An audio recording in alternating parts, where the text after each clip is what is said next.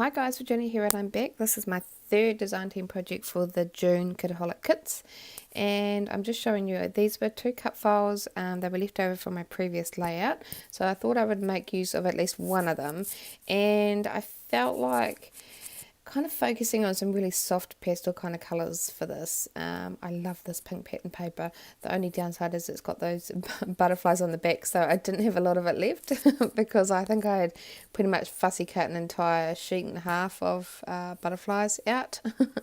But anyway, okay, so this is what I've got left. I'm going to cut it into a bit of a rectangle, get the largest kind of squarish shape that I could, and then I thought I might pair it with this lovely minty green. So I'm going to cut the same size out of this mint pattern paper, just cut off my branding strip.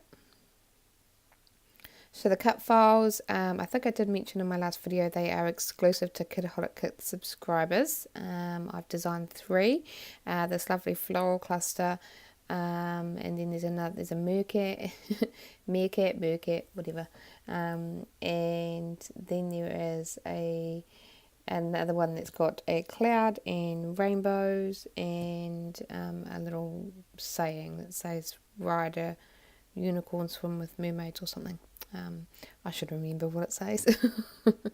Okay, so what I've done is I thought I would kind of like fill in the bulk of the page and layer those papers on top of each other, and then when I flipped that pink over, I remembered that the butterflies are on the back, and I have a little offcut, so I thought I would kind of bring that in as well as kind of like another layer just poking out. I'm just trying to find out where I want to put it, and I decided to put it down there to the left, so it's kind of like the papers fanning out on the page.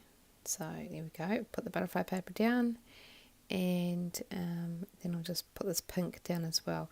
I'm not using a ton of adhesive because I'm going to take it over to my sewing machine and stitch around the edges of each of the pattern papers, and you can see there I've just gone through and done that, so I'm snipping off the excess thread. Now what I didn't notice was when I put that pattern paper on the butterfly pattern paper, there's some really kind of bold reddy orangey colours in a couple of the butterflies, and that leads me to a little bit of a problem later on, but we'll get to that when I start fussing over it towards the end of the video. Okay, so I'm just using my distress tool, just distressing those edges, and I'm going to ruffle them up with my fingers as well and kind of bend them over, so it just adds a bit of interest, a bit of texture and dimension onto the page. So I'll just fluff off that for a little bit, and there we go, it's done. So here's one of my cut files, and I thought I might just kind of sit it, because it's white, I'm not going to back it with anything. I just wanted it to be a really kind of delicate page because it's really soft colours, so I thought by leaving the cut file just as a single white delicate frame, that would add to the softness, and it does. I think it does. It's a really nice kind of texture as well to the page. So what I've done is just grab some single-sided adhesive foam. I've cut some really thin strips because again this cut file is really delicate and thin, and I'm just strategically placing it on the bits of the cut file that are not going to be on top of the photo. So for my photos, I thought I might repeat the kind of the design that's going on in the background. So I'm using an offcut of the pink, a piece of the green, and then I've got a bit of an offcut of the butterfly paper as well, and I'm layering them just kind of similar as the background, but I've done it in opposite order, so I've got pink going through the butterfly. But and I didn't notice on that butterfly bit of paper there's that orangey reddy colour as well, so I do have to deal with that later on to kind of keep my colour scheme where I want it to be. So I've put a little bit of glue behind them, and I'm going to stitch down the side of that photo just to add more and keep it cohesive with that background. And I've left the threads rather long and hanging. I don't normally do this, I normally don't like it, but I think on this kind of layout, what I'm going for, the softness in the threads adds texture and a delicate kind of nature to the page, so I'm leaving them there simply for that reason, and I really like it. I like the little detail that it adds, kind of swirling around that cut file and then hanging at the top of the photo. Yeah, it's really pretty, and I may do it again. Okay, so a bit of adhesive foam behind my photo just to prop it up and to keep it on the same level as that cut file, and here I am just fussing with the threads, just pulling them out so they'll kind of entwine themselves around that cut file. I'm going to glue my photo down because I like where it is, and then I'm going to go ahead and glue down that cut file as well. I just had to pull off a bit of foam because that was in the wrong spot. So I'm just putting a little bit of glue on each of the bits of foam. You can tell that I haven't put foam under all of it. I don't need to. I don't mind if it kind of dips and it's not all at the same level. It just adds to it. Here I am fluffing with the thread again. Just trying to get it messy and kind of organic looking.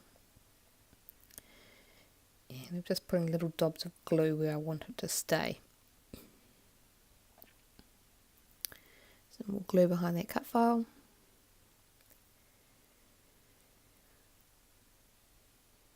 Okay. I'm just flicking up the bits that are not glued down, like the insides of the leaves and the little fronds and the flowers. Okay, so I'm going to fuss around with my title. I was really undecisive.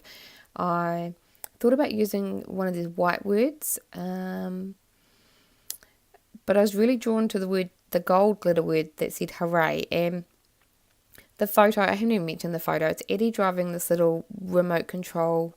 It's got a parent remote, but it's also, she can drive it herself as well. And we got it for her birthday a year prior to this photo. And when we gave it to her for her birthday, she was like, oh, wow, cool. You know, she was only little, but we hopped her in it. And as soon as she realised it moved, she didn't want a bar of it. So this car sat there for about a year. Until we moved into this house, it literally sat there. She would not go near it. If you turned it on, she would scream. This is my child. She's scared of everything. So this was kind of a momentous occasion where we finally got her in it and she was driving it herself. And she wasn't crying. She was happy as. And it's okay that it took, I don't mind that she takes her time, even if she takes a year to get used to something, but it was a little disappointing that it sat there for about a year, and then when she finally did use it, I think she only got about a year's use out of it before she outgrew it, and we kind of gave it away. I gave it to my sister because she was too big for it. It wouldn't move with her in it, so that's probably the only kind of annoying thing, is that she didn't get as much of use out of it as she probably could have. But yeah, this is my child. She's scared of everything. She's 5 now, and do any of you guys know the little candy, the popping candy that pops in your mouth? I bought some the other day, and I didn't want to give it to her because I knew she would freak out, but she saw me having some. I love popping candy. And she wanted some, and I showed her what it did. I put it in my mouth. And I said, are you sure? She says, I'm sure. And I was like, okay. So I gave her some, put it in her mouth, and she screamed the house down, drinking water to try and get them out of her mouth to stop them popping. So needless to say, she doesn't like popping candy. So yeah, maybe in a year she may do. Who knows? But this is my life. Anyway. What have I done? Not much. I tried some of the die cuts from the Stay Colourful collection. Didn't really want, they weren't quite keeping the page really soft and keeping with my colour scheme that I wanted. So what I did, and I had forgotten I had, was the Kitaholic Kits exclusive die cut pack, which was perfect. So I'm kind of rifling through that now, pulling out the pieces that are keeping the softness on the page. Just a light pastel pinks and mints and yellows, just kind of keeping with that colour scheme. So I'm just layering some flowers on top of that orangey reddy butterfly, so that solves that one, and just laying them on top of there. And I did fussy cut some tiny little butterflies off some circular stickers. I didn't like the circles, so yep.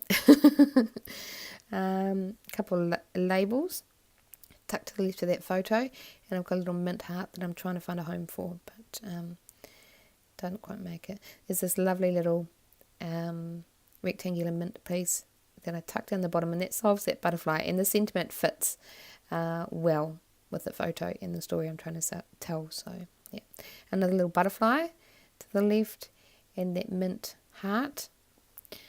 Still getting shuffled around the page. It does go back to the butterfly, I promise you. There we go. So the banners, I'm going to make a little cluster up that top left hand corner just to add a bit of interest. It was feeling very white, so the banner is the perfect kind of addition for up there. So I'll glue down that pink floral. I've added some adhesive foam behind my banners, and then I will layer another softer, smaller pink flower on top. Here comes back the word hooray. I decided that that was the best kind of photo, and a couple of little gold glitter hearts. These are from the Bits and Pieces pack. So I put one up the top left corner in that cluster, and the one that was a circle, and I fussy cut it out because I didn't want a circle on the page, is tucked down with those little flowers, and that gives me three, because the gold glitter is very in your face, and if I put it all together it wouldn't kind of sit right. So if I've got it in three places, then I've got a bit of a visual triangle going. That gold glitter is kind of drawing your eye into that part of the page. So again, with the adhesive foam behind the title, I'm just going to tuck it above the little sentiment tag that I've got down there. When I get all the little backing bits off, there we go, and that's kind of tucked in there nicely. I'm just snipping off the bits that are overhanging my paper, and I decided I wanted to break up the solid colours a bit, so I'm going to use some acrylic paints and just whiting them out a lot. So I'm adding white to the mint and white to the pink to get a really soft pastel tone, and a lot of water, and then I'm just kind of splattering them around the page, so that up in the top left hand section on that pink pattern paper and around the title, and yeah, so just getting a good splattering of them. And I do the same with the white, lots of white splatters, and then I do bring in some gold highly swap colour shine, just a few little splatters of that, and then after that, that'll be it for my layout. So I hope you enjoyed the process and didn't mind my waffling too much. But until next time, see ya, bye.